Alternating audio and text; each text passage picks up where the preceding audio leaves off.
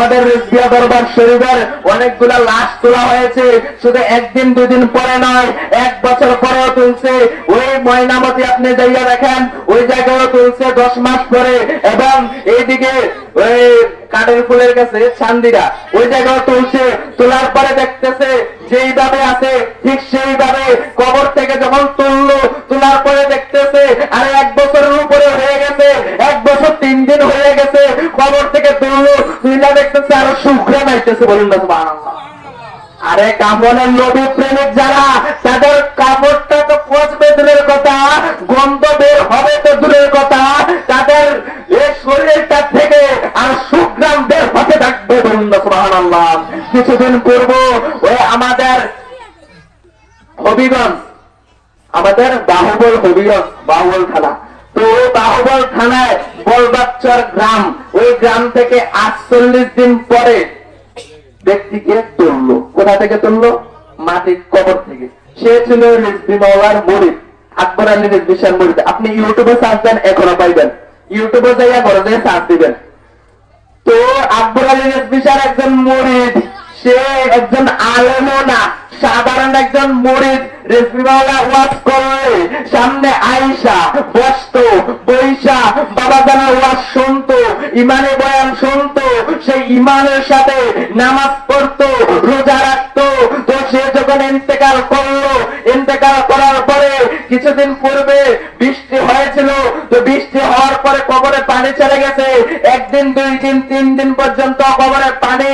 ওই ব্যক্তির ছেলেকে স্বপ্নে দেখাইলো যে আমাকে তোলো, আমি কবরে নামাজ পড়তে অসুবিধা হইতেছে, আমাকে তোলো, আমি কবরে থাকতে অসুবিধা হইতেছে, এই বৃষ্টির পানি আমি কবরে শান্তিতে থাকতে পারছি না, আমাকে তুইলা আমার পানিটা সরাই দাও, আমাকে অন্য জায়গায় স্থানান্তর করো।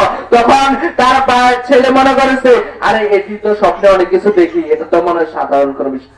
1 দিন 2 দিন 3 দিন, এবং বর্তমান দরবার শরীফের গদিনীশীল হুজুর কেবলা ডক্টর সিরাজুল আমিন রিজভী হুজুর বলতেছে আচ্ছা তুমি তোলো, আমি অনুমতি দিলাম।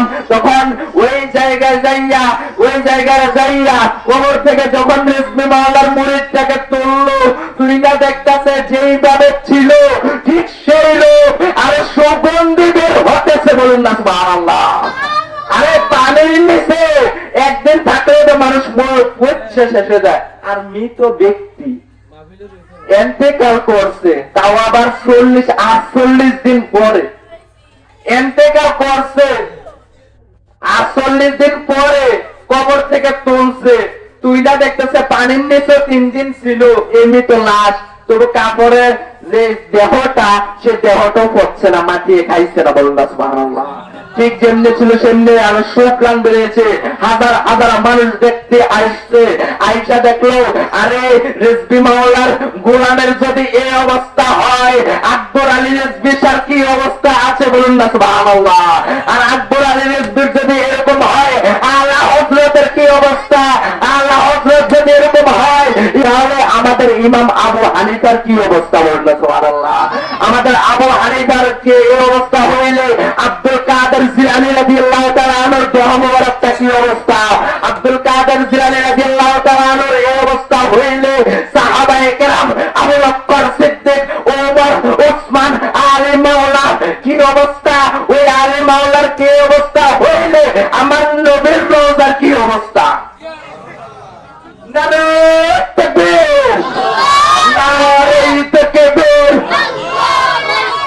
নারে রিসালাত, আহলে সুন্নাত ওয়াল জামাত, রিজভী দরবার শরীফ, রিজভী দরবার শরীফ।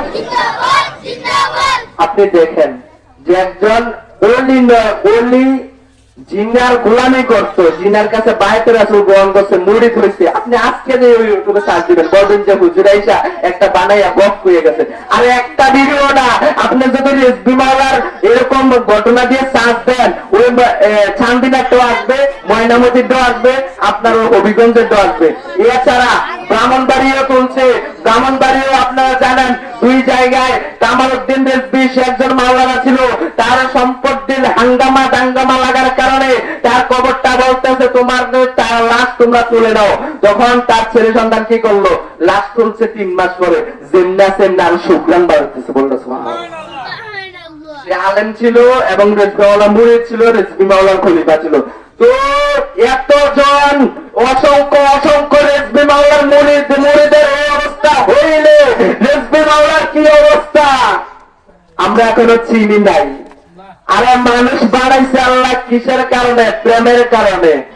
এই প্রেমটা বাঁধতে হবে মুর্শিদের সনে, এই প্রেমের জন্য বাঁধতে হবে মদিনার সনে। কথা বলুন ঠিক কিনা?